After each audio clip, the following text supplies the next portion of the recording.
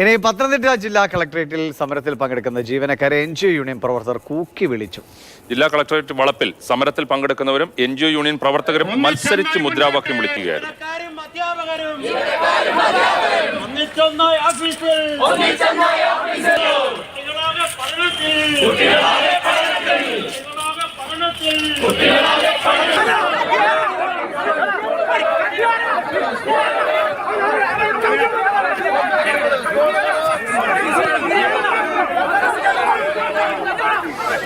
CK Abhilal ചേരുന്നുണ്ട്.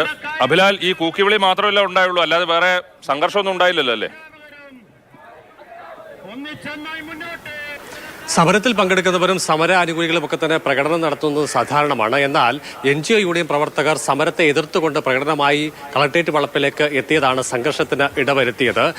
ഇരു പ്രകടനങ്ങളും മുഖാമുഖം കണ്ടതോടുകൂടി മുദ്രാവാക്യങ്ങൾക്ക് ആവേശം കൂടി, ഉപയോഗിച്ച ഭാഷ മാറുന്ന സ്ഥിതിയുണ്ടായി. ജോയിന്റ് കൗൺസിൽ പ്രവർത്തകർക്കെതിരെയാണ് NGO യൂണിയൻ പ്രവർത്തകർ മുദ്രാവാക്യം വിളിച്ചത്.